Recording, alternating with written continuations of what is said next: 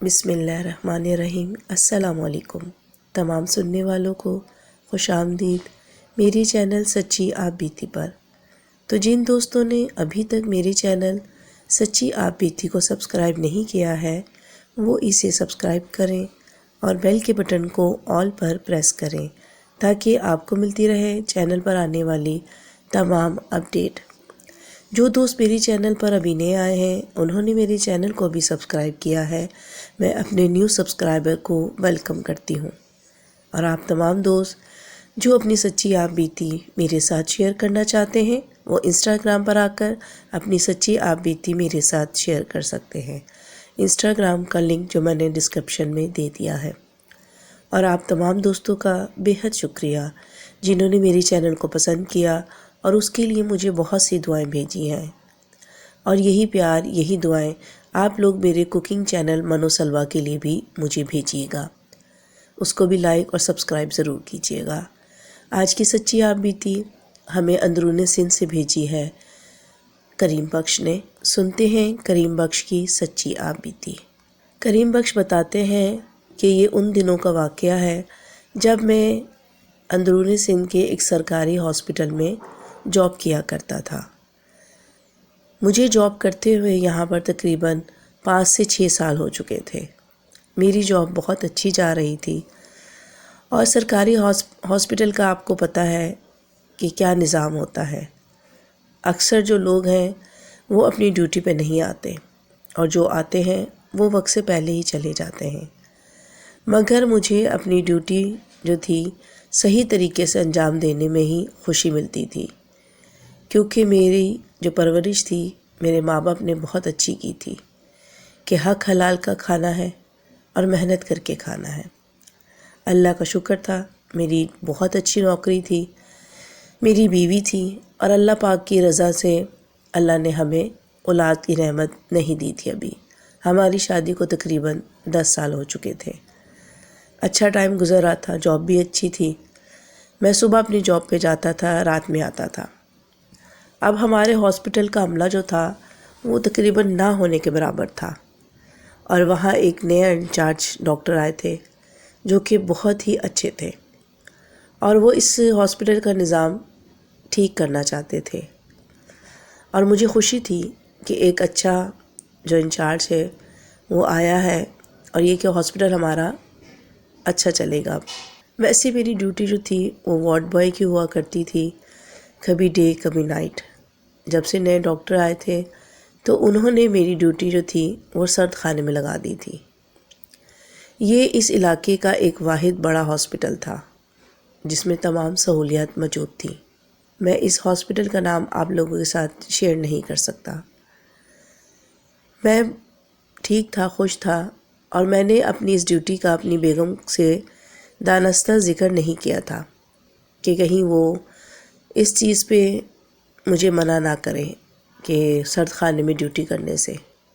ایک دن میں سرد خانے میں کسی لاش کو رکھنے کے لیے گیا تو میرے ہاتھ میں میرا موبائل فون تھا، اور پھر وہ جب میں لاش کو اٹھانے لگا تو وہ میں نے موبائل فون اپنے قریب ہی اسٹریچر پہ ایک لاش رکھی تھی اس کے پاس رکھ دیا، اور میں نے لاش کو جب اندر رکھا، اپنا تمام کام نپٹایا، تو میرے ذہن سے اپنا موبائل فون اٹھانا نکل گیا، اور میں پھر باہر واپس آ گیا سرد خانے سے۔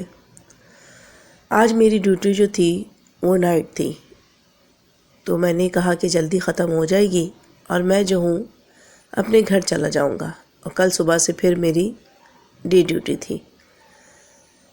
رات کے تقریباً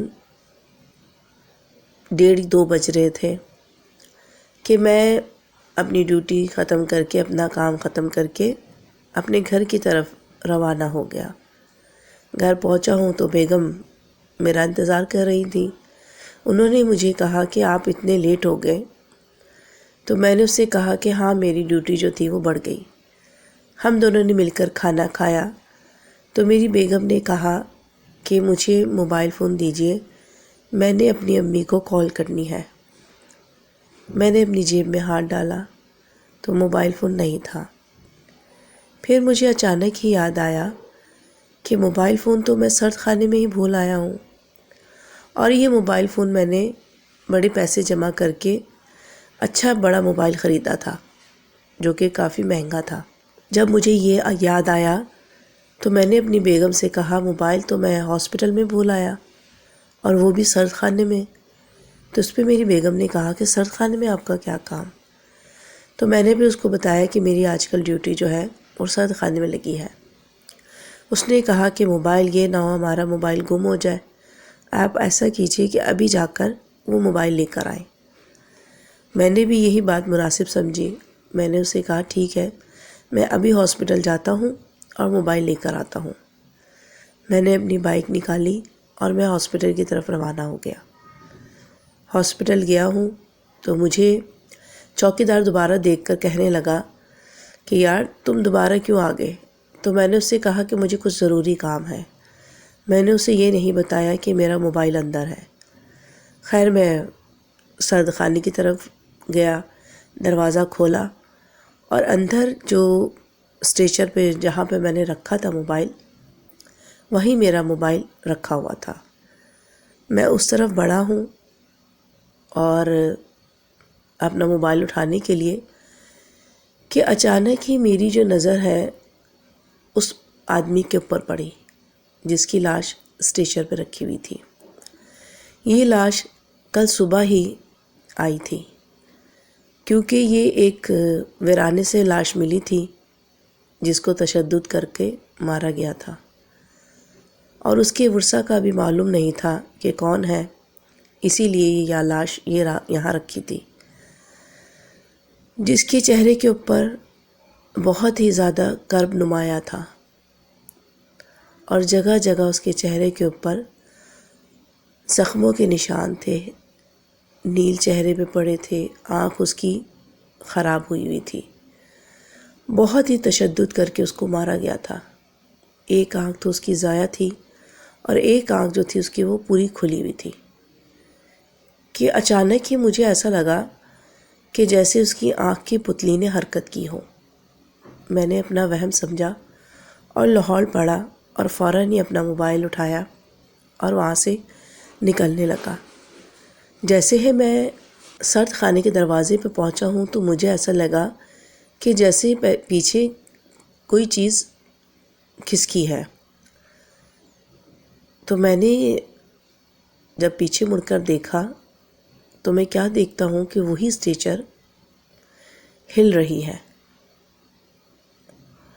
اور وہ میری آنکھوں کے سامنے سامنے وہ آدمی جو اسٹریچر پہ لیٹا ہوا تھا وہ اٹھا ہے اور وہ میری طرف بڑھنے لگا۔ خوف کے مارے میری آواز میرے حلق میں ہی پھنس گئی اور وہ آدمی چلتا ہوا میرے قریب آ گیا اور اس نے اپنے ہاتھ سے میرا گلا دبوچ لیا۔ اس نے اپنے ہاتھ سے میرا گلا دبوچا۔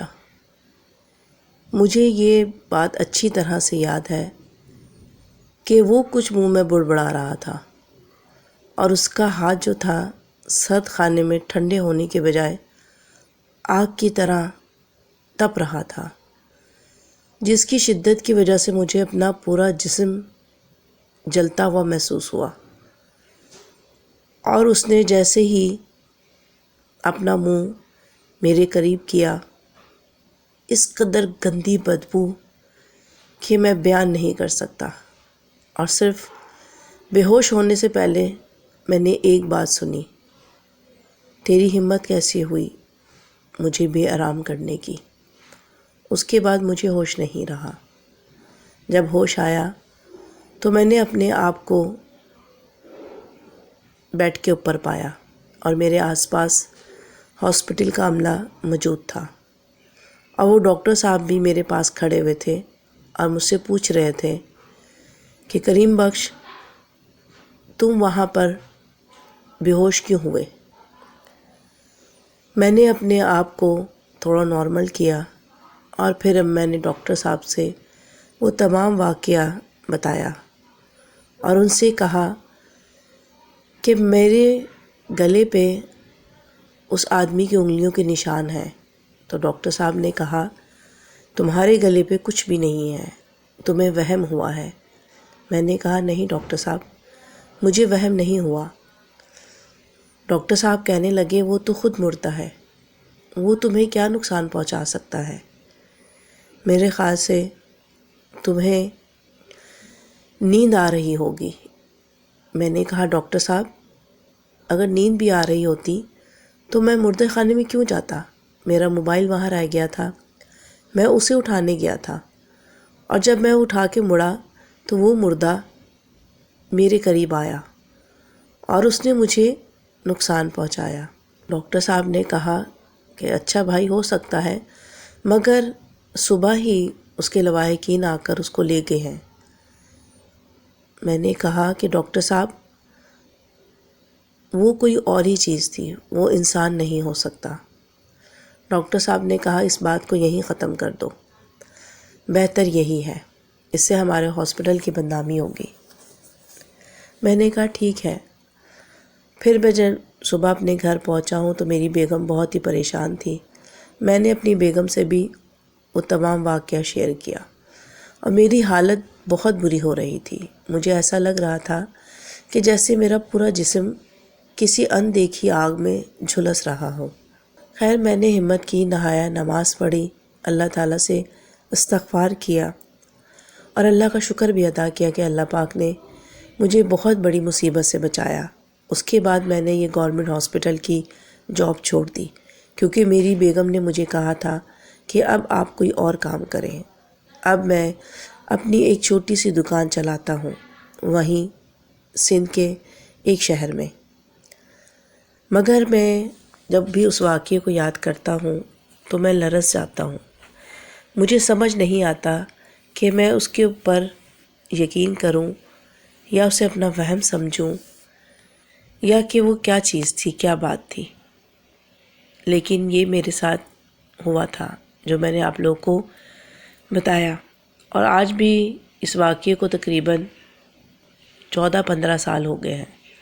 وہ واقعہ لفظ بہ لفظ مجھے یاد ہے اور میں اس آدمی کی شکل بالکل نہیں بھول سکتا، جو کہ بہت زیادہ بھیانک تھی۔ تو یہ تھا کریم بخش کا سچا واقعہ۔ امید کرتی ہوں آپ لوگوں کو پسند آیا ہوگا۔ اس ویڈیو کو لائک کرنا، اپنے دوستوں کے ساتھ شیئر کرنا بالکل مت بھولیے گا۔ مجھے اور اپنے پیاروں کو اپنی نیک دعاؤں میں ضرور یاد رکھیے گا۔ اللہ حافظ، فی امان اللہ۔